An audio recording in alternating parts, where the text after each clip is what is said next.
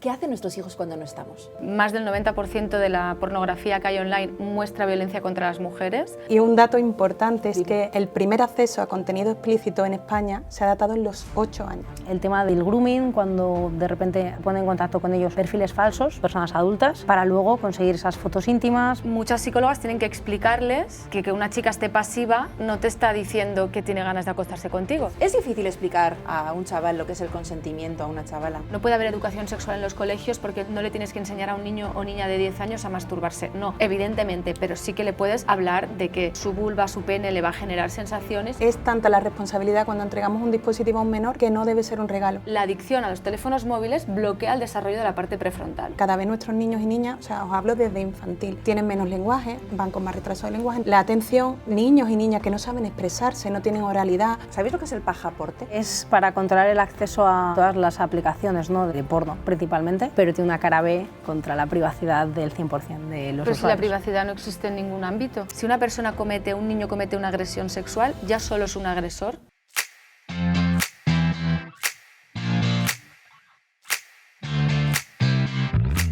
Bienvenidas una semana más a UPK. Hoy vamos a poner la luz en una duda muy real. ¿Qué hacen nuestros hijos cuando no estamos? No se trata de vigilarles, sino de acompañarles y comprender el mundo en el que se mueven. Un mundo donde aparecen relaciones, sexo, redes sociales y decisiones para las que muchas veces no están preparados. Vamos a hablar de consentimiento con palabras sencillas y de cómo acompañar desde casa. Y por supuesto qué hacer cuando algo se tuerce, porque puede pasar. Para hablar de todo esto, que es mucho, nos acompañan tres mujeres que nos van a enseñar un montón. Tomad nota. Leticia Dolera, directora de Pubertad, guionista, actriz y además está de celebración. Bienvenida y enhorabuena. Muchas gracias. Vamos a hablar de muchas cosas con ella y también está Elvira Perejón, maestra y especialista en neuropsicología infanto-juvenil. ¿Cómo estás? Muy bien, muchas gracias. Muy contenta de tenerte aquí. Y Marta. Marta es divulgadora y experta en ciberseguridad. Marta, ¿cómo te apellidas? Marta Barrio. Marta Barrio, exactamente. Pues bienvenida y vamos a entrar ya en faena porque es que, mira, hay un dato que me tiene espeluznada. Resulta que han hecho la Comisión Europea un estudio y dice que en Europa, avisa, hay un 65% de jóvenes que reconoce haber reenviado fotos íntimas de otros menores sin su consentimiento. ¿Qué está fallando, chicas? Bueno, pues realmente está fallando la educación desde casa y la falta de educación también desde los centros educativos. O sea, fallamos como sociedad. Desde mi perspectiva estamos fallando y llegamos tarde muchas veces en la educación de nuestros menores porque no hay que hacerlo en la preadolescencia ni en la adolescencia, hay que empezar desde más pequeñitos. ¿Desde cómo de pequeñitos? Mira, por ejemplo, mis hijos tienen 8, 6 y 3 años. Yo desde que son pequeños, desde que tienen añito y medio, 2 años, cuando los estoy bañando, por ejemplo, les pregunto, cariño, ¿puedo lavarte tus partes? Y les enseño que su cuerpo es suyo y que otras personas no lo pueden tocar sin consentimiento. También es verdad que a veces, ¿No? El consentimiento se vicia por un contexto, por un miedo a que la otra persona se sienta mal, ¿no? Entonces es complicado, creo, centrarlo todo en el consentimiento, aunque es un pilar importante porque en el fondo también consentir tiene algo como de pasivo, ¿no? Aceptar que otro haga algo, pues como tú qué quieres hacer, o sea, ¿dónde está tu deseo también, ¿no? Ya hablo en el caso del consentimiento sexual, porque claro, el consentimiento se da no solo en el terreno de la intimidad, incluso cuando eres adulto cuesta poner límites, ¿no? Sí, lo estábamos hablando justo antes de empezar a grabar, que nos estamos aprendiendo a nuestros tiernos, a la edad que tengamos, a poner límites ahora, ¿no? ¿Por qué falla el consentimiento? ¿Por qué falla, perdóname, en qué estamos fallando nosotros para que tengamos tantos niños menores mandando fotos de otros menores sin su consentimiento? Marta. Pues también quizás el formar parte del grupo. Se ven también fuera si no participan en lo que todo el mundo está haciendo. Y yo creo que ese efecto llamada y el sentirse parte del grupo, porque si me quedo fuera es que a lo mejor mañana soy yo. Y no sé si abre ya el melón, pero con la IA y todo esto, cualquiera podemos ser víctima, ¿no? Y en los menores todavía más, porque encima tiene una herramienta súper potente, sin saber usarla, sin ponerle límites, y es tan fácil que es parte del peligro, ¿no?, de todo esto. Es verdad que la presión de grupo hace muchísimo, pero antes de entrar en la IA y en todo lo que vamos a entrar en el porno y todo lo que vamos a hablar en este debate de UPK, me gustaría muchísimo que, claro, al igual que tu madre, decía Elvira, hay muchas mujeres y madres y padres, me imagino, que tenemos que enseñar el consentimiento a nuestros hijos, pero que no acabamos de entenderlo nosotros también mucho. ¿no? Ten en cuenta que nosotros también venimos una generación de, sobre todo en el caso de las mujeres, como yo llamo, mujeres croquetas. Queremos gustar a todo el mundo, ser una croqueta. Entonces venimos de ese síndrome de la niña buena, de decir que sí a todo. Yo misma lo estoy trabajando, lo trabajo en terapia con mi psicóloga, porque muchas veces me cuesta poner límites y decir que no a ciertas cosas. Entonces, ¿por qué? Porque quieres pertenecer, somos seres sociales y nuestro cerebro no ha venido aquí a hacernos felices, no, ha venido para ayudarnos a sobrevivir, pero queremos ser parte de un grupo, sea cual sea. Entonces queremos agradar, queremos ser vistos, queremos pertenecer. Entonces, ¿qué pasa? Que cuando tú estás criando y estás rompiendo con patrones anteriores, también cuesta. Y entonces queremos que nadie se pase con nuestros niños y niñas, que sepan poner límites, pero nosotros también tenemos que aprender a saber ponerlos. Entonces, ¿qué pasa? Que cuesta y debemos aprender, y por eso yo también acompaño a familias en todo este proceso, porque nadie nos enseña a criar y a educar. No te dan el carné en paritorio. Entonces, ojalá lo dieran. La primera vez que te ponen el bebé en brazos te dice, vale, ¿y ahora qué hago con esto? Independientemente de la formación que tú tengas, de la carrera que tengas, a lo que te dediques. Entonces cuesta porque venimos de esa generación de decir sí a todo, como el sticker, ¿no?, que se manda por WhatsApp. Entonces es difícil, pero hay que hacerlo porque educamos con el ejemplo. Educamos con el ejemplo. Bueno, he visto la serie Pubertad, enhorabuena. Tocáis temas súper complejos y realmente, ¿cómo es tú como mujer también, y tú eres una de las actrices, guionista, directora, tocar temas tan complicados con prácticamente niños, además? Bueno, requiere mucho, en cuanto a la escritura de los guiones, mucha documentación previa. O sea, estuvimos documentándonos muchísimo, no solo hablando con familias y con adolescentes, sino también con psicólogas que trabajaban con niños que habían cometido delitos, chicas que habían sufrido violencia, o sea, realmente hablando con psicólogas expertas en violencia y que hubieran trabajado mucho con adolescentes, ¿no? Porque bueno, realmente es que es una edad tan plástica, son tan de plastelina, absorben tanto todo. Sí, viven como yo digo, con doble ancho de banda, lo bueno y lo malo. Sí, entonces claro, absorben también mucho lo malo, ¿no? En el caso de los móviles, por ejemplo. Entonces nosotros, para prepararlos para la serie, les dimos también charlas sobre consentimiento. Vino Mariana Rivas, que trabaja en prevención de abusos en la infancia y la adolescencia, y les hablamos del poder.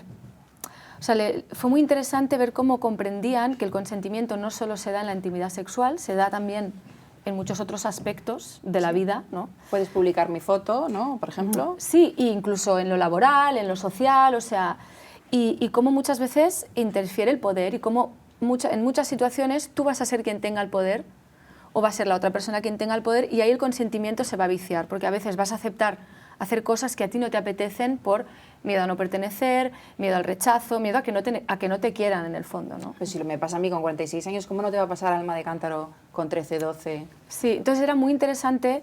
O sea, yo una de las cosas que aprendí y que más me sorprendió currando en Pubertad fue ver cómo a los chavales de 13, si tú les sientas y les hablas interpelando al adulto que se está formando, que evidentemente no son adultos, pero están empezando a dejar de ser niños, ¿no? Entonces, si hablas con ellos apelando a esa parte, ¿no?, de tú qué piensas de esto, yo sé que tú también tienes una opinión y una visión del mundo, vamos a hablar, y que ellos vean que realmente te importa lo que ellos piensan, porque lo que ellos piensan es importante y se tienen que hacer cargo de sus acciones, sus decisiones, porque sus acciones tienen consecuencias, ¿no? Que es también descubrí, y perdonad si me enrollo mucho, me cortáis, pero trabajando con las psicólogas, como la parte prefrontal del cerebro es la parte donde se gestiona la frustración y donde desarrollas la empatía, ¿no? Entender que tus actos tienen consecuencias. Vale. Y precisamente la adicción a los teléfonos móviles bloquea el desarrollo de la parte prefrontal. Este es un temazo. Sí. Espera. Entonces, esto a mí me pareció loquísimo. Es que es increíble, pero es que además lo que hacéis muy bien en Pubertad es que habéis hecho un casting de chavales y chavalas que realmente hay una dualidad fantástica que funciona en vuestro beneficio, porque realmente son críos y les ves como críos, pero están haciendo cosas de adultos. Claro. Si es que los productores, cuando empezamos a hacer casting, me decían, ¿pero no quieres coger a chavales más mayores? Y yo, no.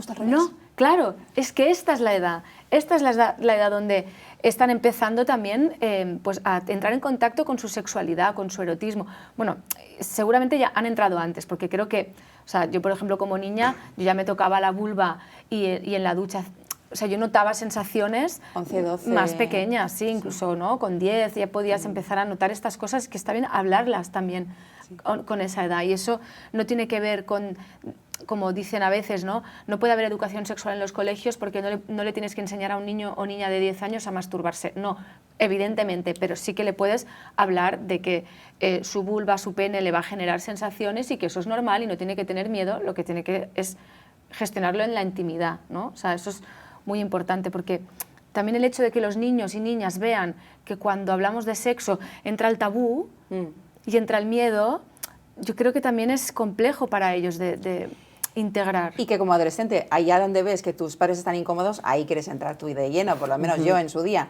También hay que decir que mi madre, por ejemplo, siempre decía, que me parece guay, cuando mis sobrinas o quien fuera se tocara, porque eres una niña pues, de 2, 4 años, que está ahí encontrándose, les decía, eso mi amor, muy bien, pero con las manos limpias, las uñas cortadas y en tu cuarto.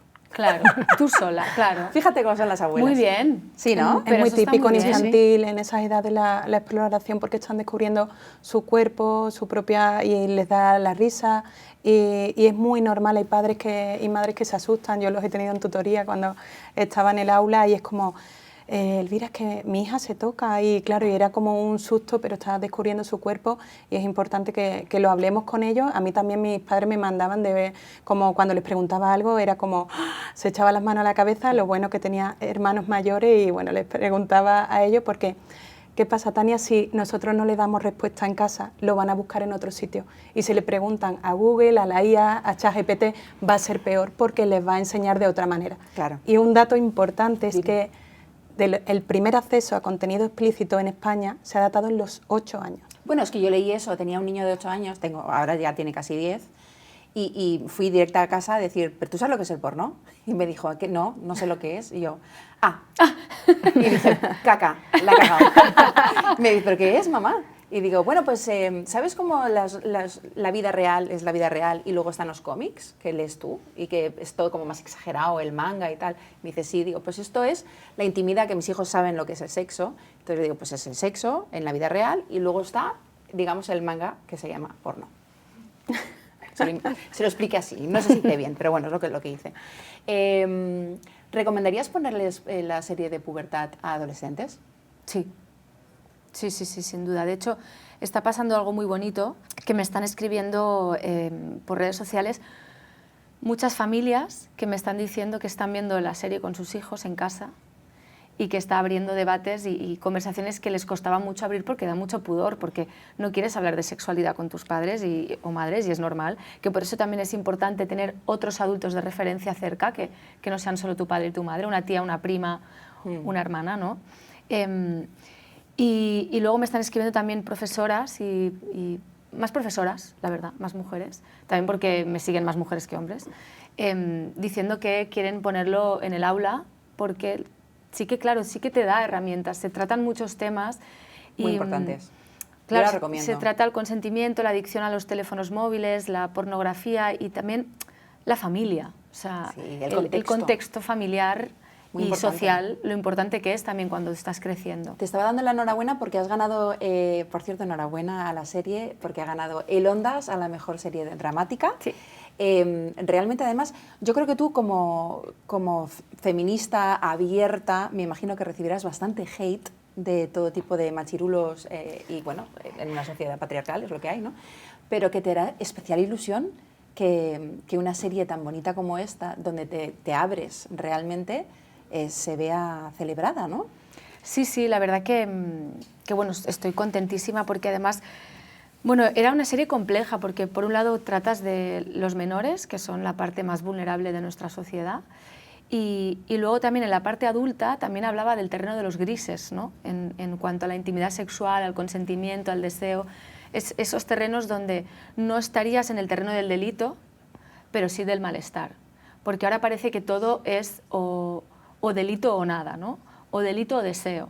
Y luego hay un amplio lugar de grises que es necesario hablar de ellos también, porque quizás no entran en el terreno de lo delictivo, pero sí entran en el terreno del malestar. Y creo que los hombres también tienen que entender cuándo se ha cruzado esa línea del malestar. Vale, ok, yo no te he violado, no te he agredido sexualmente, pero oye, aquí ha habido una cosa que no ha estado bien y que a mí me ha generado también una herida y que sí ha estado operando el poder y la sociedad patriarcal en la que vivimos. Exacto. Para quien no lo sepa, la recomendamos, se puede ver en HBO Max. Y realmente es verdad que dentro de abuso hay muchísima escala de grises, ¿verdad, chicas? Marta, cuéntame un poco. Yo ahí, por ejemplo, me lo llevo a la parte de tecnología. Nos estábamos hablando antes del tema de los dispositivos y a mí me pasa en las charlas, me tengo que poner como un poco al nivel de estos adolescentes y entender qué consumen, qué ven, quiénes son sus referentes para conseguir hablar en su idioma y que te hagan caso. Un poco también lo que decía Leticia. Están en un momento en el que cualquier charla que les des, hablar con ellos de repente son temas súper interesantes, ellos se abren y te cuentan cosas que a veces dan miedo y realmente dan miedo y a veces dices, pensaba que estaba mal y está peor. Y entonces ahí ya Por ejemplo, perdóname. Pues ahí, en cuanto empiezan a hablar de tema, lo hemos comentado antes, de las imágenes de desnudos, imágenes íntimas que empiezan a enviarse, el tema de la IA, el tema del grooming, cuando de repente videojuegos, redes sociales, se ponen en contacto con ellos perfiles falsos, aparentemente de otros adolescentes, pero realmente quien está detrás son personas adultas que intentan ganarse su confianza, intentan acercarse a ellos para luego conseguir esas fotos íntimas, chantajear, hacer que esa persona no lo comparta con nadie por esa vergüenza, por como lo compartas ya las hago públicas.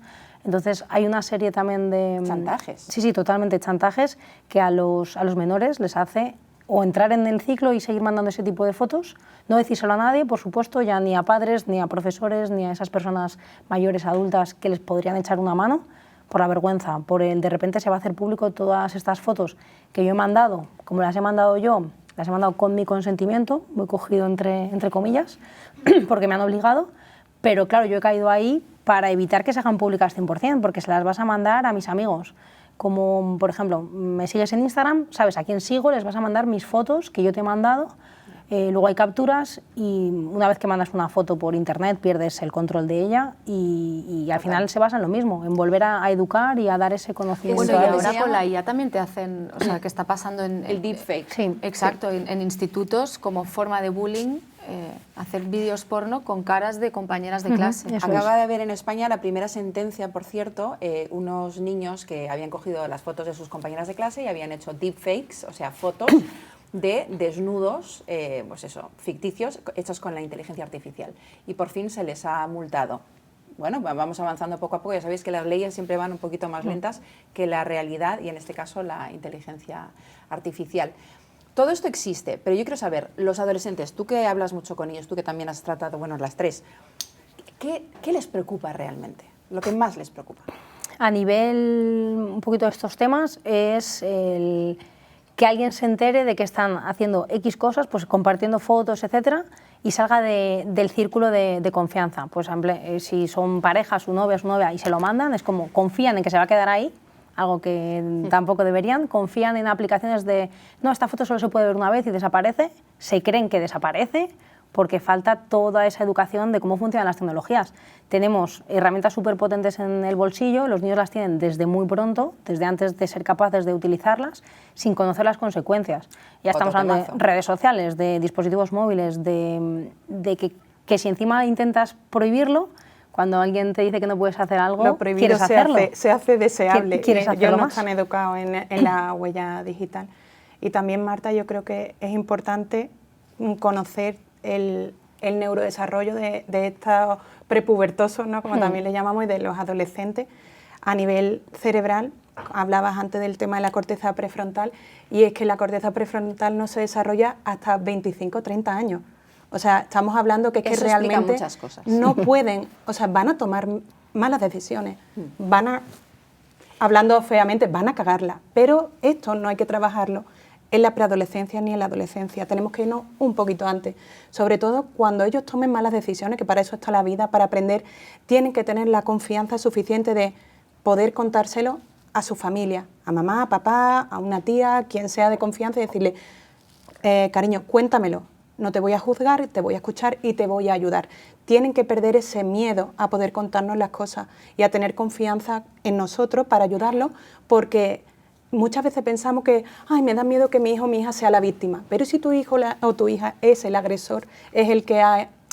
¿Vale? Porque siempre nos da miedo esa parte. La serie de Pubertad va todo sobre esto y mucho más. Y hay que empezar un poquito antes, Tania, no tenemos que esperarnos a que tengan esa prepubertad o esa adolescencia, sino tenemos que empezar desde pequeños. Pero es que aquí es cuando entro yo también a jugar, porque yo estaba hablando, hago una pequeña reunión antes de cada debate con mi querida directora y estábamos hablando de mi hijo tiene 10 años, le he dicho, bueno, mi hijo no es adolescente, y de repente lo he pensado y digo, un momento, claro que es adolescente. Y yo creo que a muchas madres y padres nos pasa, pues como a mí ahora mismo, ¿no?, en esa reunión, que no acabamos de entender que nuestro hijo ya no es un niño, no es un bebé, es un niño ya tirando mayor, que tendrá sus cosas y que, por supuesto, dentro de poco tendrá móvil. Entonces, vamos a hablar del móvil porque hay un dato que también me tiene un poco asustada, y es que el informe dice que el 70% de los menores pasa al menos 4 horas en su móvil al día. ¿Qué normas básicas podemos acordar? ¿Qué puedo hacer yo con mi hijo que va a tener, me imagino, cumplirá la comunión? O sea, y ya en breve le va a tocar el móvil porque el resto de sus compañeros tienen móvil y no quiero que sea el último. Es que esto es un temazo que es social y no se puede resolver a nivel individual en las familias. O sea, tiene que pasar por lo estructural, ¿no? O sea, ahora creo que ya se ha prohibido el móvil en las escuelas, no sé si a nivel estatal o en algunas comunidades autónomas. Va un poco por libre todavía. Sí, va poco a poco. Claro, pues en las escuelas debería ser, no puedes llevar el móvil al cole, punto. O sea, porque si no se generan esas diferencias entre chavales y chavalas que son muy complejas a esa edad. Luego nosotros mismos, los adultos, también estamos adictos. O sea, es que vivimos un cambio social, diría que casi antropológico, donde parece que el móvil es una extensión de nuestro propio cuerpo, ¿no?, de nuestra mano. Vamos al baño con el móvil. ¿Qué dices? Sí. Yo cuando me lo dejo, incluso puedo levantarme e ir a por él otra vez. Claro, pero entonces es como, realmente, qué ansia, ¿no? ¿Qué pasa si yo entro en contacto conmigo misma, si yo no tengo el móvil y siento ese vacío? Y creo que es algo que deberíamos empezar a hacer todos en la medida de lo posible, y para también hacer de ese espejo positivo a los chavales y chavalas y, por supuesto, limitar el uso. Ahora ha salido tampoco es que yo quiera hacer publicidad de esto, pero ha salido el diseño de un móvil. Unos chavales de Barcelona han diseñado un software que está pensado para no generar adicción, porque claro, incluso la interfaz del móvil, del mail, de las aplicaciones, están diseñadas los colores y los sonidos para generarte adicción, ¿no? Hay mucha gente que se ha ido de estas grandes corporaciones espantada por esto, ¿no?, por decir, estamos generando cyborgs y adictos. Entonces, han diseñado un software que no genera adicción, no tiene colores y hay aplicaciones que no las puede tener. En escala de grises, un patatófono, ¿no? Claro, sí, pero como un fíjate móvil cómo ladrillo, antes- como Es una mezcla, los es una de mezcla, antes. está muy bien. O sea, es verdad que la interfaz es como negro y letras en blanco, y aplicaciones muy señaladas, en plan Gmail, WhatsApp. correo, WhatsApp. Como si tuvieras un ebook, Sí, ¿sabes? algo así, así pero mola, no tiene mola. redes sociales, por ejemplo, que es lo que te bien. va a venir con Es colores que estamos, y quédate. estamos de una adicción. Yo o lo sea, que no admito. podamos ir al baño sin el teléfono Ya. y luego nos tenemos que apuntar a talleres de mindfulness. Es que Pues- está todo diseñado, claro, es que el mindfulness era lo que vivíamos en los 90, Claro. antes de los móviles, que estabas en el autobús, pues estabas en el autobús, mirabas la condensación. leías un libro. Mirabas la condensación, leías un libro porque tenías la suerte de haberte acordado de llevar el libro, leías un libro. Yo le recomendaría a las espectadoras y espectadores de UPECA Sí. que hay un libro que se llama Sin relato, de Lola López Andújar, que ganó el premio Anagrama de ensayo, que explica muy bien todo esto. Es un ensayo que tiene muchas fuentes, desde la psicología, la sociología, la tecnología, y expresa muy bien también este boom de depresiones entre adolescentes, que esto es una realidad, y que no todo es culpa del bullying. Mucho tiene que ver con esta adicción a los teléfonos móviles, a la dopamina rápida y al relato corto, ¿no? O sea, los vídeos cortos de TikTok y ansia de llenar. El scroll infinito, y además el suicidio es la primera causa de muerte en los adolescentes. Tenemos datos de salud mental aterradores y ya te digo, todo además todo este baño de dopamina está modificando también las condiciones neurobiológicas de nuestros menores, está influyendo mucho en la escuela, tienen menos capacidad de atención, de concentración, todo lo que comentábamos antes de la corteza prefrontal, porque en la corteza prefrontal hay unas funciones que se llaman funciones ejecutivas y son las que se encargan de la toma de decisiones, del control inhibitorio, de la atención, concentración, de la memoria procedimental, y todo esto, el uso excesivo de pantallas, ya sea interactivas o pantallas también son en la tele, que muchas veces a mí me escriben familia, Elvira, pantallas también en la tele también es pantalla, pero está modificando al final las habilidades de nuestros menores, y es súper importante tener esto en cuenta porque a nosotros también nos está modificando a nivel atencional. Estábamos también hablando que necesitamos un GPS para pero llevar... nosotros hemos podido ver Dumbo, Pero que es lenta de narices. Pero la nosotros antigua. tenemos también ahora mismo... Venimos, claro. sabemos, tenemos el know-how anterior. Claro, y no tenemos somos nativos digitales. Claro, y esto de los nativos digitales a mí me gustaría también desmitificarlo, porque las necesidades cerebrales de nuestros bebés son las mismas de los bebés de hace 300 años. No tienen necesidad de que salen del canal de parto y dicen, ¿dónde está mi tablet, mi móvil? Eso lo hacemos nosotros. Sí, sí. Somos los que entregamos el dispositivo, y además el dispositivo nunca puede ser un regalo. Y claro, nunca. fíjate, es que es el pez que se muerde la cola, porque vivimos en un sistema capitalista que no pone la vida del centro, sino la producción de dinero, donde los salarios son más bajos, donde la vivienda es cada vez más cara, la comida es más cara. Entonces, tú como padre o madre tienes que trabajar cada vez más porque tienes que ganar dinero, entonces no tienes tiempo para estar con tus hijos, donde poderles prestar esa atención, les das el móvil. Claro, o sea, que no se trata de culpabilizar a las familias, porque el cambio, insisto, es sistémico y social. Absoluto, total. Antes de ir contigo y la ciberseguridad, porque quiero hablar contigo, Marta, has dicho algo justo antes de que hablara Leticia que me quedó... ¿Cómo que no se puede regalar un iPad o un iPhone a un niño? ¿Por qué no se puede regalar? No debe ser un regalo porque Un regalo de comunión, es un clásico ahora. Es un clásico, pero es tanta la responsabilidad cuando entregamos un dispositivo a un menor que no debe ser un regalo. Debe ser un acto responsable, y tenemos que hablar antes muchos temas con ellos. Tenemos que hablar, por ejemplo, de sexo, tenemos que hablar de relaciones afectivos sexuales, tenemos que hablar de huella digital, de grooming. Si alguien te escribe diciendo, oye, ¿dónde estás? ¿Y tu madre está o tu padre está? No dar datos personales, porque a lo mejor tú crees que es un adolescente o que es un amiguito de tu edad, y a lo mejor te está escribiendo Manolo que tiene 50 años, ¿vale? Entonces tenemos que hablar de muchos temas, incluso de cómo se va a gestionar el dinero de ese móvil. Muchos temas hay que hablar antes de... Claro, me voy directamente a ti, Marta, porque tú eres ciberseguridad aquí. Entonces, ¿se debería regalar a un niño un móvil? No sin esas conversaciones que está diciendo. Es mucho lo que estamos abogando, es por esa concienciación de padres y de los adolescentes o de los niños, porque el problema es que estamos hablando de 10 años, pero es que hay niños que lo tienen desde los 6.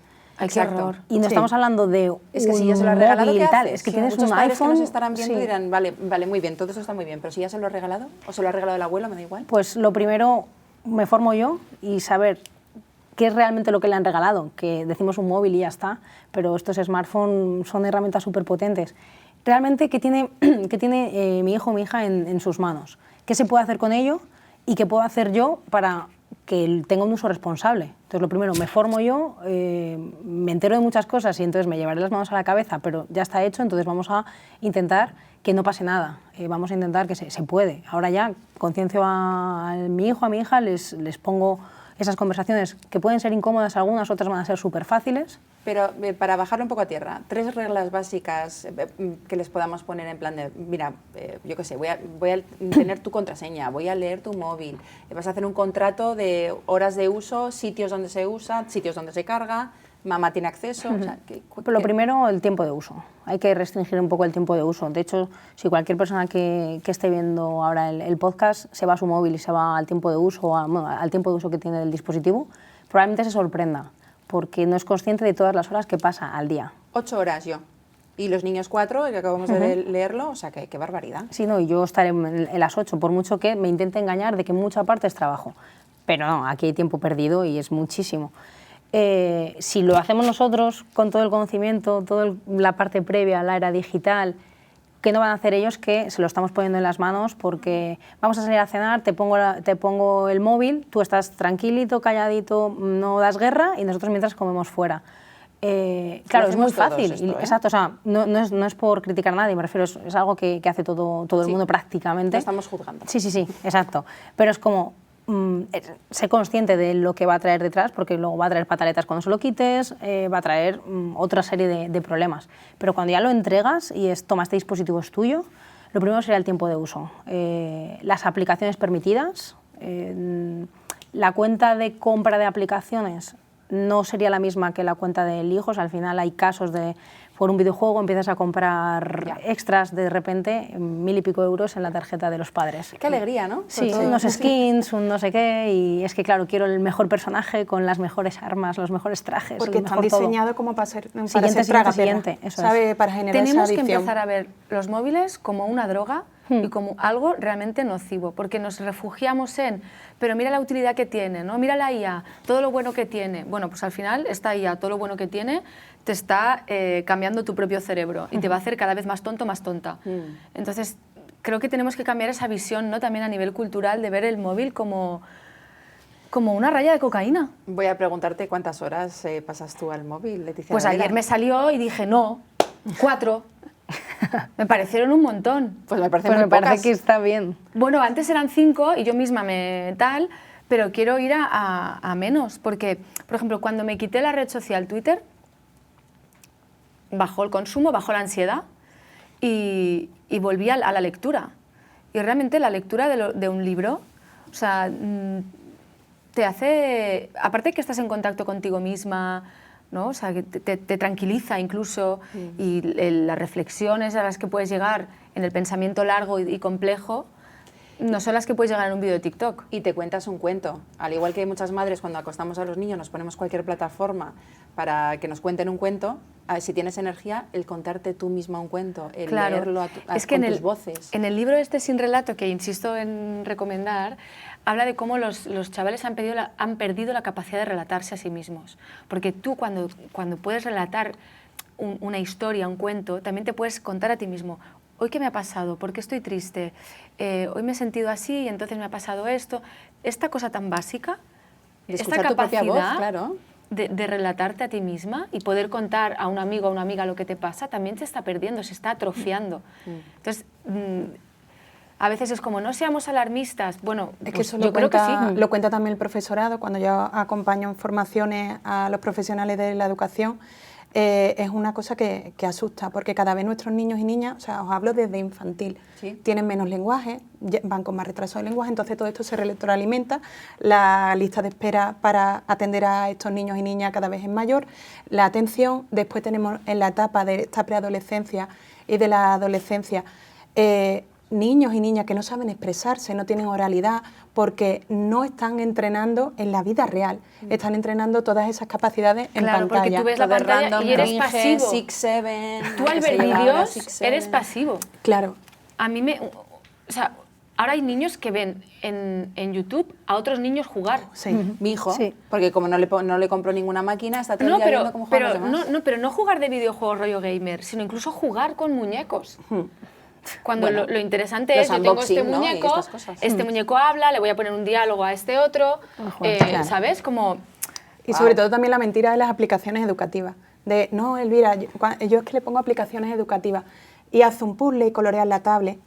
Mari, cómprale un puzzle que lo haga en la realidad, que coloree con lápiz y papel, Sí. ¿vale? Entonces, yo sobre todo me dedico a acompañar a la familia en el desarrollo de funciones ejecutivas cerebrales por estos problemas que veo también en las familias y luego en la escuela, por mi experiencia también como maestra de infantil y maestra de primaria, porque realmente las familias cuando apagan las pantallas o intentan reducirlas, luego no saben a qué jugar o qué darles a sus niños y niñas para desarrollar lo pero que qué tienen que interesante ese desarrollar. vacío para dar lugar a la imaginación. Claro. Abúrrete. No, y además puedes jugar hacer las con- cosas en primera persona, no vivir constantemente en segunda y tercera persona. Y a mí Sí, me da porque eso miedo, también me genera da miedo como disociación. madre, porque el otro día me pasó saliendo del cole, un niño le preguntaba a mi hijo mayor, oye, ¿a ti qué juego te gusta? ¿A qué juegas en el móvil? Dice, no, yo es que no cojo el móvil de mis padres. Dice, ¿no juegas a ningún videojuego? Y mi hijo, no, yo iba escuchando detrás y a mí me da miedo también que sea el diferente, ¿no? Y yo, ay, Dios mío, a ver qué dice y cómo se siente, ¿no? Y dice, bueno, entonces, si tú no juegas videojuegos, ¿a ti qué te gusta? Y dice él, a mí me gusta leer. Y yo por detrás iba como, ¡ole! Pero por otro lado como, ¡ay! ¿Sabes? Yo iba escuchando, iba con los otros dos de la mano y estaba como pendiente. Dice, ¿leer? Sí, a mí me gusta leer Harry Potter. Y yo como, pero yo no lo iba como que no lo escuchaba. Luego en el coche me dijo, mamá, pues me ha preguntado fulanito. Digo, ¿tú cómo te has sentido? Y dice, yo bien, porque a mí me gusta leer. Y fue como, respiré como, gracias, Dios mío. Pero eso no excluye que le pasen cosas. Lo que sí siento la tranquilidad es que cuando se siente mal, viene a contármelo. ¿Sabes? Aunque yo por dentro esté apretada y tiene esa confianza de decir, mamá, un niño se ha metido conmigo o alguien me ha dicho esto y tal. Entonces por lo menos intento, que no quiere decir que pueda proteger de todo mal, pero intento fortalecer su autoestima y que ser diferente es guay. Es que ser diferente es guay, perdona. A mí todo lo que me hacía diferente ahora me da de comer, ¿verdad que sí? Pues sí. Señoras, vamos a hablar de algo muy distinto. ¿Sabéis lo que es el pajaporte? No. Sí. ¿Sí? ¿No? ¿Sabes lo que es el pajaporte, Cefa? ¿No? Ah, bueno, sí, que daban permiso. Bueno, tú seguro que lo sabes mejor. Bueno, cuéntalo tú si quieres. Bueno, básicamente es para controlar el acceso a todas las aplicaciones, ¿no? de porno, principalmente. Y básicamente es ir registrando los accesos que tengas a ese tipo de aplicaciones o de webs, demostrando que eres mayor de edad, por lo tanto con DNI, con fotos. No sé muy bien ahora mismo cómo está en España, cuáles son los siguientes pasos o en qué punto había quedado, pero claro, ha generado un debate muy grande porque el origen o el por qué se crea es para evitar que menores accedan a este tipo de contenidos, pero tiene una cara B contra la privacidad del 100% de los usuarios. Pero si la privacidad no existe en ningún ámbito. Pero queremos creer que sí. Tú compras cualquier cosa y ya estás dejando un rastro. Alexa en casa no tenemos privacidad. Pero al final todo el mundo sabe dónde navegas tú, a qué buscas. Que el que compras, sí, por supuesto. Google lo tiene clarísimo y Amazon también. Pero el hecho de que nosotros nos creamos libres es suficiente como para pensar que tenemos cierta privacidad en lo que hacemos. Lógicamente en tecnología nos podemos olvidar un poquillo de esta parte, pero la gente quiere creer que si entra a una web porno, pues lo sabe él, entra desde su casa o ella y nadie más se entera. Pues si te parece tan bien y que el porno es un lugar tan saludable, porque te tiene que parecer mal que sepan que estás viendo una web porno, ¿sabes? Igual sí, es porque quizás sabes que o sea, no tiene tanto que ver, creo, con el tabú de con qué me hago pajas, sino con que sabemos que la pornografía es una industria de una explotación sexual y violenta, o sea que más del 90% de la pornografía que hay online muestra violencia contra las mujeres, donde el no de las mujeres se erotiza como parte, ¿no? Esto también lo aprendí trabajando con las psicólogas en pubertad, que evidentemente los chavales ven pornografía, que sus padres y madres creen que no, pero ven pornografía. No diré que eso, porque esto también lo aprendí, no es la única causa de que un adolescente pueda haberse involucrado en una agresión sexual, pero sí que la ven y que les cuesta entender lo que es el consentimiento, lo que es el deseo, o sea, como no se les da educación sexual, que muchas psicólogas tienen que explicarles que una chica esté pasiva no te está diciendo que tiene ganas de acostarse contigo. El silencio no es sí. Claro, entonces, como además se erotiza el no, o sea, el no forma parte de un juego erótico en muchos, esto en los menos, o sea, porque la violencia que hay, yo para comprobar a dónde podía llegar un menor sin poner el DNI, realmente estuve navegando online y puedes llegar a lugares de una violencia extrema que yo estuve a punto de llamar a la policía porque pensé, ¿pero esto es legal? ¿No? Porque el terreno de la ficción tiene unos límites, ¿no? O sea, cuando en una película alguien dispara, esa pistola es de mentira, no se está disparando una bala, pero cuando a una chavala le hacen una doble o triple penetración, esa penetración sí que es real y los desgarros que le va a causar después también. Entonces, creo que la pornografía tiene que tener también una mirada crítica, o sea, tenemos que ser capaces como sociedad de desarrollar una mirada crítica hacia la pornografía, o sea, hacia lo que significa por un lado, ¿no? Porque además ya se está viendo que muchos hombres adultos que también se están haciendo adictos a la pornografía, luego tienen problemas de erección en su vida personal, porque claro, estás sacando... Crean tolerancia. Claro, estás sacando de la intimidad y de la comunicación la excitación, ¿no? Entonces, está afectando ya la vida sexual de hombres adultos. A ver si... De hecho, en la serie hay alguien que no consigue correrse si no es con porno. Correcto, el padre de uno de los niños. Y tu hijo en la serie también es pobre, le gusta una chica y quiere aprender cómo darse un beso, entonces mete inocentemente cómo aprender a dar besos y le salen cada bestialidad y cada brutalidad. Sí, sí. Y claro, es que para mí hay dos partes, ¿no? La parte de que los menores, evidentemente, no deberían tener, tenemos que frenar como sea el acceso de menores a la pornografía, pero luego también desarrollar una mirada crítica no solo de el contenido que se ve y lo que cuenta, sino también de cómo se hace. O sea, qué tipo de personas acaban, o sea, qué tipo de mujeres o de hombres acaban haciendo pornografía, o sea, cuál es su contexto social. O sea, yo tengo amigas que cuando llegaron a España no tenían papeles y eran muy jovencitas, les propusieron a hacer vídeos porno como forma de ganar dinero rápido, ¿no? Y de ganar bastante dinero. Este es otro gran problema de aplicaciones que están naturalizadas, que me parece terrible, como OnlyFans, que son realmente una puerta de entrada a la prostitución, donde se está contando a menores de edad: tú tienes un capital sexual, un capital erótico, puedes ganar dinero de eso, y no se está hablando de las consecuencias no solo psicológicas, sino también físicas a largo plazo que puede tener. Sí, lo peligroso de OnlyFans, perdóname, también es que les dicen un poco, ya que te van a cosificar, pues cosifícate tú. Exacto. Y saca tú Sí, el rédito. pero antes de ir allí, me gustaría primero hablar contigo y preguntarte cómo afecta el porno a un chaval o una chavala. A ver, afecta en muchas dimensiones, o sea, si nos vamos más como la parte neuro, afecta principalmente también a esta función ejecutiva, a esta corteza prefrontal, afecta sobre todo a nivel emocional también en las relaciones afectivo-sexuales, porque la mayoría de este contenido es violento, cosifica a la mujer. No solo es violencia física, sino también verbal. Entonces, ¿qué pasa? Que normalizamos esas conductas y luego pues nuestros menores ven normal que tú trates así a tu pareja. O sea, que ¿vale? el efecto en un joven es que lo normaliza y le parece lo más normal. Claro, que entonces lo que hay que explicarle a los menores desde pequeños, que el consentimiento, para explicarlo de forma fácil, es cuando dos disfrutan haciendo lo mismo y que el consentimiento no es vitalicio, que se puede retirar. Cuando uno dice no o cuando uno duda, se para. Y yo esto lo llevo no solo a la intimidad sexual, como decía antes Leticia, sino lo llevo a una situación normal. Yo, por ejemplo, pues están mis hijos jugando, ¿vale? Y escucho a los dos mayores que se están peleando y escucho a uno de ellos, que no, que te he dicho que pares, y entonces intervengo. Cariño, cuando te dicen no, para, tienes que parar a la primera. Además, yo soy madre de 3 varones. Entonces les explico en su nivel de vocabulario, cariño, cuando tú seas mayor, si tienes una pareja o si es tu amigo o tu amiga y no paras a la primera, puedes tener consecuencias. O sea, ellos no entienden consecuencias legales, sino digo, te pueden llevar a la cárcel, te pueden castigar, porque cuando alguien te dice que no, cariño, es porque se está sintiendo mal y hay que parar. Creo que en este tipo de consentimiento viciado, donde no interviene la violencia física, creo que también hay que educar a saber decir no.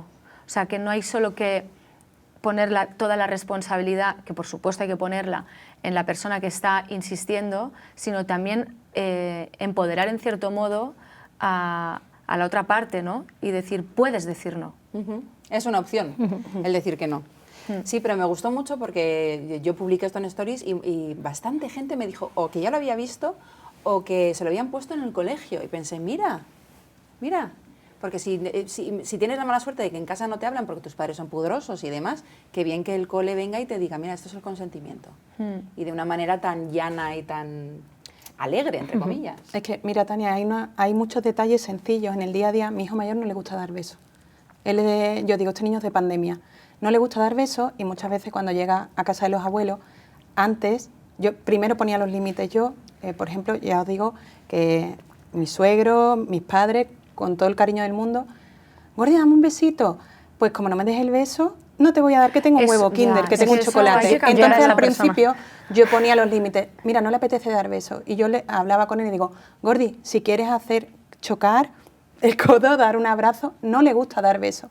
Entonces yo le digo, tú di que no te gusta dar besos. Entonces muchas veces él se ve tan agobiado, tiene 8 años. O sea, ya mis padres lo respetan y los abuelos también, pero cuando vamos a algún ámbito, pues, y además yo entiendo la intención de la gente que quieren saludarlo de forma cariñosa, pero quiero que él sepa que puede poner sus límites y decir, no me gusta dar besos. Entonces, cuando yo veo que él ya lo dice y la persona insiste, le digo, perdona, no le gusta dar besos, solo me los da a mí. Por suerte, todavía solo me los da a mí. Porque además ahí hay una gran diferencia de poder entre un adulto y un niño. Entonces ahí el niño le va a costar mucho más poner límites. Sin embargo, luego se van al mediano. No, a él sí le gusta dar besos. Entonces el mediano es como, soy el bueno, que sí me gusta dar besos, y entonces es complicado gestionar esto. Qué complicado es muy de complicado, los besos pero y del consentimiento. Pero te entiendo porque mis hijos son iguales, y de hecho en Inglaterra, en España, cuando yo soy medio inglesa, medio española, para quien no lo sepa, y en Inglaterra cuando iba, a nadie se le obliga a dar besos, y menos a un niño, y menos a un señor mayor que no conoces de nada, ¿sabes? O sea, no, ¿de qué estamos hablando? Y yo en eso me he vuelto muy inglesa, porque chicas, si no le quieren dar un beso, pues no te dan un beso, lo que dices tú, chocas y punto. Hablando de consentimiento, ¿es difícil explicar así en 20 segundos a un chaval lo que es el consentimiento, a una chavala, cuando ni siquiera a veces nosotras hemos desaprendido ciertas conductas? Claro, primero habría que hablar si hablamos de consentimiento sexual. Sí. Entiendo. Sí. ¿No? Porque también si no genera confusión, porque el consentimiento se da en muchos ámbitos de Sí, pero bueno, digamos la vida. el más grave sería el sexual, ¿no? Sí, es que yo creo que habría que acompañarlo de comunicación y deseo. O sea, porque a veces hablamos de sexualidad y decimos, ¿qué es la sexualidad?, ¿no? Y hablamos enseguida del consentimiento, que está muy bien. Pero creo que es más complejo, ¿no? Y tendríamos que añadir el deseo, que para eso también hay que volver a desarrollar la mirada crítica y saber que el deseo es verdad que está construido, también tiene una parte cultural, pero bueno, por lo menos saber qué deseas tú, pero también la importancia de la comunicación, ¿no? Y el saber el qué desea el otro. Y cuando hablamos de sexualidad, creo que la comunicación se olvida. Y la comunicación es muy importante en la sexualidad, en el acto sexual, porque cuando es con alguien, si es contigo mismo, pues es autodescubrimiento, pero si es con un otro o con una otra, pues es descubrimiento del otro y también comunicación. Y a veces pasa que esto puede ser que tú quieras probar algo que no sabes si te va a gustar o no, y lo pruebas y no te gusta. Tampoco tienes que sentirte fatal o qué he hecho, ¿no? O sea, bueno, porque la sexualidad tiene una parte de exploración y de novedad y de curiosidad. De curiosidad, que está bien también probar, ¿no? Porque a veces puedes decir, ostras, he probado esto. Sí, y no me ha gustado, que no pasa nada, o me ha gustado. Pero la cuestión es que yo creo que tenemos todos muy claro lo que es el consentimiento, sobre todo cuando estás soltera. Pero ¿qué pasa cuando estás casada o cuando tienes pareja? Y te empujan y te empujan. Y yo creo que hay muchas mujeres, sobre todo, que están en pareja, que, joder, pues venga, lo hago. Pues porque toca o porque se creen que es parte, una condición sine qua non de estar casada es tener que tener relaciones, incluso si no te apetece. Ahí, ¿cómo explicamos el consentimiento? Es que comunicación, ¿no? Lo mismo, es lo la mismo. clave, es comunicación. Es que la pareja no implica un contrato sexual. Ni tener novio. Claro. Se supone que tú con tu pareja tienes una comunicación abierta y respetuosa siempre. Ya, pero cuando eres muy joven no tienes todavía esas herramientas. Claro, entonces por eso también la responsabilidad de educar desde casa. O sea, yo recuerdo cuando yo estaba de novieta con el que ahora es mi marido, llevamos 20 años juntos, y yo agradezco la educación pues que le dieron sus padres, porque él siempre fue súper respetuoso conmigo y yo era como, ¿sabes? Era el primer novio que tenía, se va a morir cuando escuche esto, ¿sabes? Estoy contando esto. ¿Un beso cómo se llama? Juanfe. Juanfe, un beso para ti. Gracias por ser tan respetuoso. Sí, tan pero él me bueno, preguntó. tampoco se merece el aplauso de toda Andalucía por ser respetuoso. No, toda Andalucía no tenía cera, solo tenía cera te aplaude. No, pero que a mí... El aplauso de toda Andalucía es un amigo mío que dice esto. Pero a mí me sorprendió ¿sabes lo que digo, no? Esto debería ser lo normal. No habría que felicitarlo, no habría que felicitarlo ni normalizarlo. Esto no es para decir qué suerte tengo. Vale, mala Tania, mala. No, Tania, él le va a encantar el aplauso. Tania, mala. Él le va a encantar el aplauso. Pero que yo tuve una buena experiencia en ese sentido. Entonces, por eso me duele tanto cuando escucho historias cercanas a mí o no cercanas de gente que no tiene esa experiencia y que le pasa realmente cosas feas. Entonces, por eso ya te digo que si yo tuviera hijas, lo pasaría mucho peor. O sea, yo con mis sobrinas lo paso mucho peor porque me da miedo que les pase algo y por eso soy tan pesada con mis hijos. Tú tienes 3 hijos. Sí. ¿Tú sabes lo que es el movimiento Incel? Sí. Eso sí que da miedo, ¿eh? Sí. Porque para el que no lo sepa, Incel son chicos jóvenes, normalmente célibes, por eso lo de Incel, que bueno, tienen un discurso en general muy contra la mujer, muy del lo macho tiene que ser muy macho para que la hembra se vea atraída por el supermacho y tal. Y hay un discurso de mucho odio y de muchísima misoginia y bueno, pues a mí como madre de un hijo me daría miedo, madre de 3, ¿te da miedo este discurso? A mí me da miedo, por supuesto, pero lo que intento con mi pareja, de forma consciente, educar en el respeto a la persona, independientemente de su género. Entonces lo que intento es eso, que todos debemos, aunque suene como muy tutti frutti, no. Todos somos diferentes, pero todos merecemos respeto, amor y cariño. Y hasta el que se mete contigo, que te hace daño... pero es como muy idealista, aunque sea claro, lo que dices tú, tutti frutti. Entonces, lo que quiero saber es, realmente, se están radicalizando muchísimos jóvenes. ¿Por qué se están radicalizando? Porque quieren pertenecer a lo que sea. Yo creo que tiene que ver con el auge de las pantallas. O sea, el individualismo que te encierra en la pantalla te disocia del contacto humano. O sea, somos mamíferos, necesitamos pertenecer. Entonces, en el momento en el que yo siento que ya no dónde pertenezco, porque por eso, ¿no?, también ha sido en momentos de la historia el auge de la religión o de los sentimientos patrióticos o el fútbol como lugar de pertenencia. Entonces, el auge de las pantallas y el individualismo hace que busques también ese sentimiento de pertenencia. ¿Y dónde lo encuentras? Pues aquí hay chavales que han captado esa forma de capitalizar, porque en el fondo no hay que perder de vista que es gente que quiere capitalizar su cuenta y ganar dinero. Una vez más, es el sistema capitalista que pone todo... O vender su curso de cómo ligar con las féminas de ahora. Pero para ganar dinero, ¿no? Entonces, sí. Es como... Hay una vuelta, también la crisis económica mundial y hace que se vuelvan los fascismos y el antifeminismo se usa como pegamento. Los extremos, siempre. En estos... Sí, pero claro, extremos en el sentido de volver a valores conservadores que tienen que ver con la falta de derechos, ¿no? Sobre todo hacia las mujeres. O sea, ha habido un movimiento muy fuerte feminista que ha hecho que las mujeres ganemos derechos, avancemos en la sociedad. Entonces, es normal también ese miedo, ¿no? De pronto el hombre como clase social, digo, o clase sexual, ¿no? Siente que, ostras, si ahora las mujeres ya no ocupan ese lugar, ocupan el lugar que yo ocupaba, que era el de proveer, ¿no?, proteger, si ahora ellas ya pues, se protegen solas, porque nadie hace nada solo, porque necesitamos a la comunidad, ¿qué lugar ocupo yo, ¿no? ¿Y qué lugar ocupo yo? Hay algo de amenaza y también de pertenencia una vez más. Existo. ¿Yo qué voy a hacer ahora? Claro. ¿Qué Marta, me va a dar valor? Claro, no, totalmente de acuerdo y seguro que es así. Y además es que este movimiento tiene como una vertiente, ¿no?, como de dónde nace la parte del como no puedo, también entre comillas, estar con una mujer, pues es porque son ellas las malas. Yo quiero tener pareja, quiero una relación, quiero casarme, pero no consigo estar con nadie. Entonces es porque ellas son las malas. Entonces también junta muchas cosas, tanto aquí el que provee soy yo, porque soy el macho alfa, versus no tengo posibilidades de tener pareja porque no la encuentro, porque nadie quiere estar conmigo, que es un poco también, y juntan los dos movimientos con lo que has hecho tú. Pero yo quiero saber si tú, que estás en contacto con chicos adolescentes y sus cuentas y demás, ves que esto se está radicalizando y está ocurriendo cada vez más.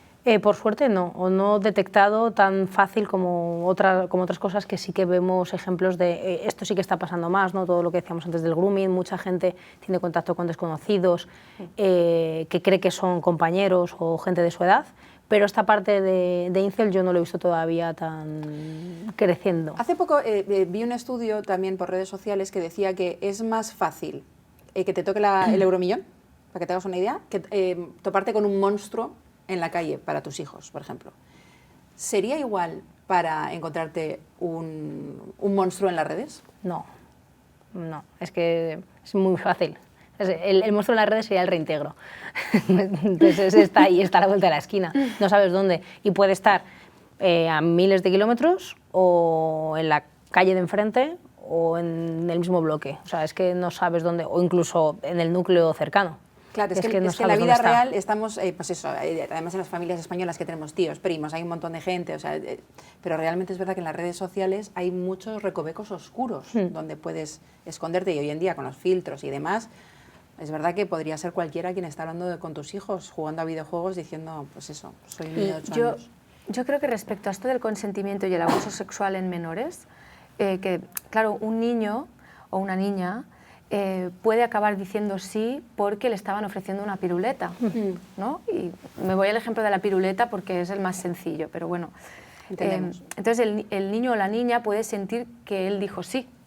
Y entonces, Claro. ¿qué hace con ese sí que dijo? Porque es mi culpa, ¿no? Entonces yo creo que es importante a los niños y niñas decirles que, o sea, hablarles de consentimiento, pero también hablarles del secreto, de tú no tienes que tener un secreto con un adulto.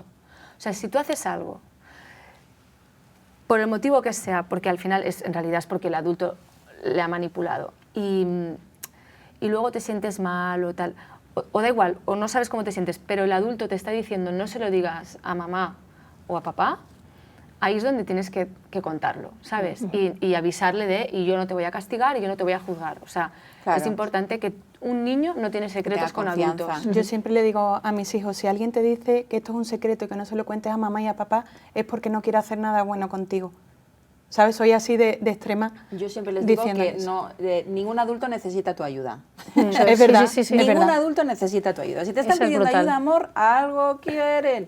Entonces, bueno, pero ¿qué pasa? A lo que voy es, ¿qué pasa cuando el agresor lo tienes en casa? Cuando tú no quieres verlo quizá, porque es muy difícil de ver, pero tu hijo o tu hija, pero es más raro, ya lo sabemos, ¿qué pasa cuando tu hijo es un agresor? No es tan raro, lo de las niñas. Lo del tema de las niñas, ¿Sí? porque Bullying las niñas también. muchísimo. Ah, bueno, claro. Las No había niñas pensado. desde, o sea, yo lo veía ya en infantil. En infantil, a los 5 años, ya tú ves a las niñas, pues no te voy a invitar a mi cumpleaños, no vas a venir a mi casa, tu pelo es feo. Niñas en infantil. es verdad. Y cada vez, digamos, el acoso, el bullying es antes. Y los niños se ve más a golpes y las niñas podría ser incluso más peligroso porque ahora con todo este tema de las pantallas, tú antes ibas al cole y se metían contigo en el horario escolar. Pero ahora eso puede estar 24/7. Tienes toda la razón, pero como yo estaba pensando en el abuso sexual, Sí. es verdad, perdonadme, quizá ahí he pecado, porque es verdad que abuso hay muchos tipos, el Ay, bullying, existen, pues eso, la palabra es, como decía antes Leticia, hay una escala de grises inmensa. En tu serie, tu hijo se ve, bueno, pues involucrado en un abuso de una manera, digamos, más pasiva. Esto, como madre, aunque sea en la ficción, ¿cómo se trabaja? Bueno, documentándome mucho primero también, y lo que me contaron una vez más personas, fiscales de menores, abogados, abogadas, es que cuando tu hijo es el agresor, en casi todos los casos, la familia entra en negación. Normal. Y es la niña se lo está inventando o el niño. Hablo ahora sobre todo de agresiones sexuales, ¿vale? Esto forma parte de la confusión, de la exploración, que ojo, hay casos donde sí, eso puede ser cierto.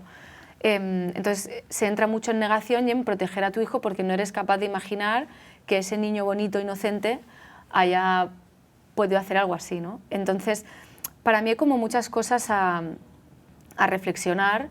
Creo que se podrían reflexionar también en el ámbito adulto, pero creo que en el ámbito de los menores es más sencillo, ¿no? Pero, por ejemplo, cuando hablamos de un agresor sexual, ¿hasta cuándo es un agresor, ¿no? O sea, si un niño comete una agresión sexual, ¿ya solo es un agresor No, o ya no es nada más? se puede ser más cosas que un agresor, Claro, lógicamente. entonces ahí es la mirada poliédrica que a veces es difícil tener cuando alguien ha cometido un acto Lo típico así. de era muy majo, saludaba siempre. Ah, sí.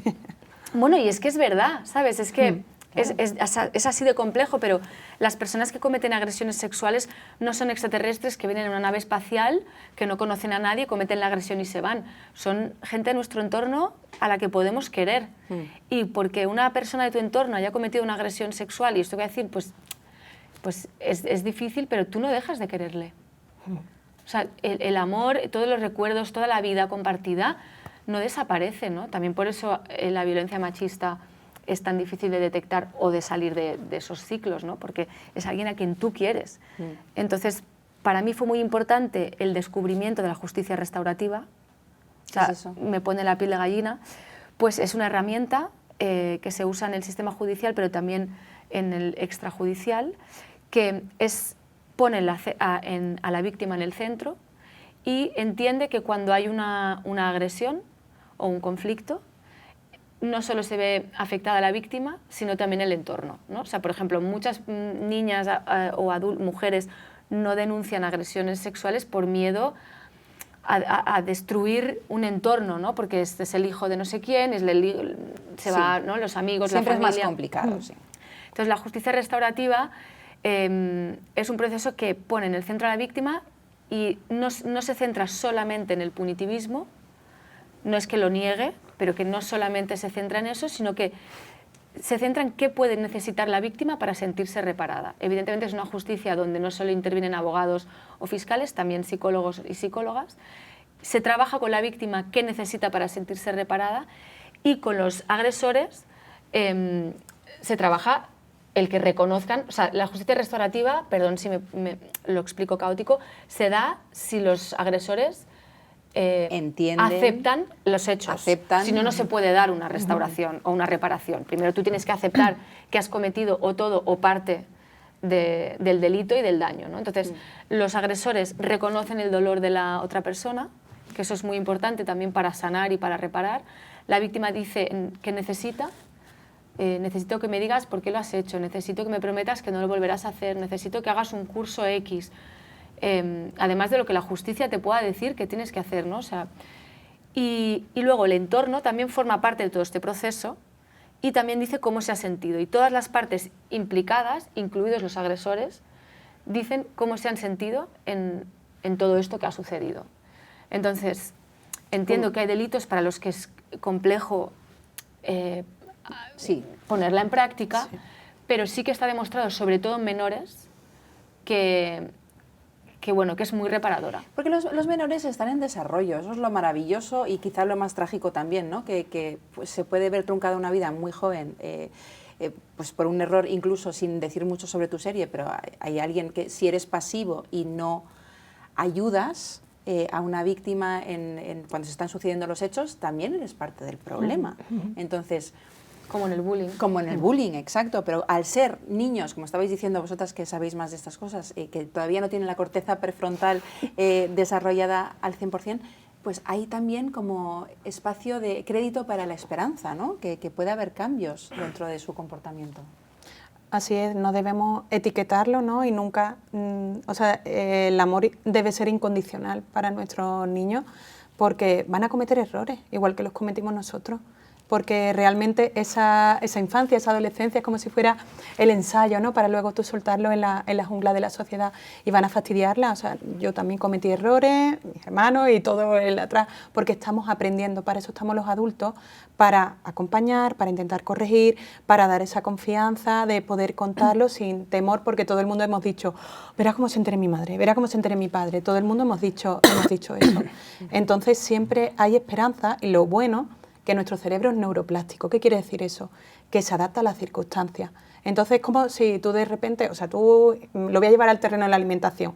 Tú comes siempre comida basura, ¿vale? Imagínate. Y de repente, pues dices, no, me voy a cuidar y voy a empezar a comer brócoli y pescadito a la plancha. Pues tu cerebro se adapta a esas nuevas circunstancias porque el cerebro, me vuelvo a repetir, lo que quiere es sobrevivir al entorno que tiene.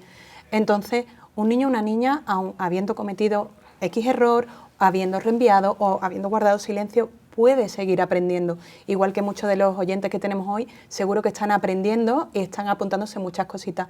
Y lo bueno de esta neuroplasticidad, de estos menores que están en desarrollo, es que pueden cambiar y pueden seguir adelante si tienen el acompañamiento adecuado, no solo de su entorno, sino de profesionales que pueden, digamos, pues, transitar el duelo de forma adecuada, de poder gestionar todos estos procesos en los que se encuentran. Gracias, no, eso me gusta porque, oye, te da como, efectivamente, ahí somos un lienzo en blanco, o quizá no en blanco, pero vamos, en beige todavía.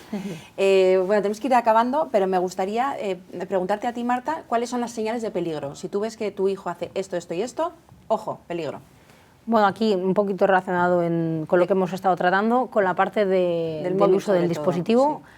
Cuando lo usan y ya solo se giran para que no veas lo que están haciendo, o se meten mucho en la habitación más de lo que lo hicieran habitualmente para meterse en un mundo de pantallas, tablets, móvil o incluso videojuegos, que haya alteraciones en los tiempos. Puede ser, porque no quieren que vean que les están haciendo bullying y se empiezan a meter en su mundo, etc. O sea, el cambio en el comportamiento suele ser un indicativo bastante llamativo. Lo mismo, ¿no? Si vas al cole y ves que quieren volver rápido, que no salen con los amigos, que cambian sus rutinas, y es que al final es donde más se va a ver es en las rutinas. Y que es muy fácil decirlo y demás, pero tú al final, entre que no quieres ver que tu hijo pueda ser posible víctima o agresor, o sea, sobre todo esto si es víctima, pues tú mismo vas a negar y bueno, pues es temporal, es que ahora está estudiando, y te lo vas a creer porque te interesa creerte esa parte. Hablar, es que al final el tema está en la comunicación, yo creo que es la clave, la formación, concienciación y comunicación. Que estemos atentos también a nuestros niños. Y por último, para acabar, brevemente, si alguien está escuchándonos hoy o viéndonos y diciendo, guau, no sé ni cómo empezar, ¿qué conversación deberían de tener con su hijo o hija esta noche antes de ir a dormir? Leticia. Claro, supongo que depende del niño o niña y de la edad, pero sí el cómo estás y qué te preocupa y qué puedo hacer yo para que estés mejor. Pues son 3 buenas preguntas. Elvira. Pues yo le diría, cariño, sabes que puedes contarme lo que quieras, y incidiría un poco en si alguna vez te pasa algo, yo voy a estar aquí para escucharte. Si mamá o papá no está en el cole, busca ayuda de algún profe, de algún adulto, y siempre que no tenga miedo a contar. Pues muchas gracias. Por último, Marta, ¿tú qué les dirías?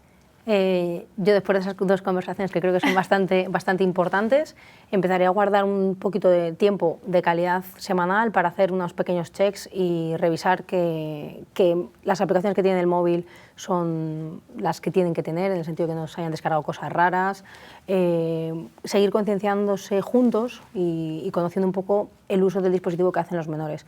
Que aquí, cuando los padres están lejos de la tecnología, es muy difícil porque tienen que formarse, pero a día de hoy hay muchos padres que trabajan con ordenadores y con mucha tecnología que sí que tienen ese conocimiento, entonces la barrera es mucho menor.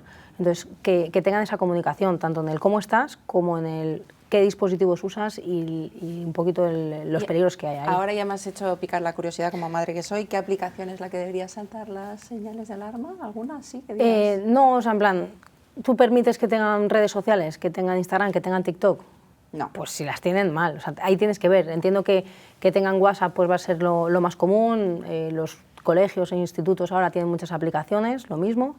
Y, por ejemplo, hay casos de éxitos en institutos que ahora están prohibiendo lo que decís antes de los dispositivos. De hecho, llegan, los dejan meter en una bolsita, profesores incluidos, porque los adultos también somos víctimas del tema de la tecnología.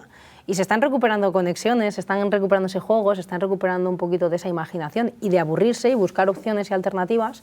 Y ya se está haciendo y se está probando incluso lo que los propios adolescentes al principio veían como esto, vaya prohibición, es que esto no hay derecho, ahora reconocen que realmente hablan con sus compañeros, les conocen, cosas que antes era como... Qué bien, pues con esta nota dejamos un sabor de boca bueno a un debate, la verdad que es súper complejo y súper interesante, podríamos estar aquí hablando mucho tiempo. Gracias a las 3 por hacerlo tan ameno y tan interesante, y a vosotras nos vemos en el próximo UPECA. A ver de qué hablamos. Podéis seguirnos en redes sociales y hasta pronto. Espero que hayáis aprendido algo más y podáis hablar con vuestros niños o nietos o sobrinos o lo que sea. Hasta pronto.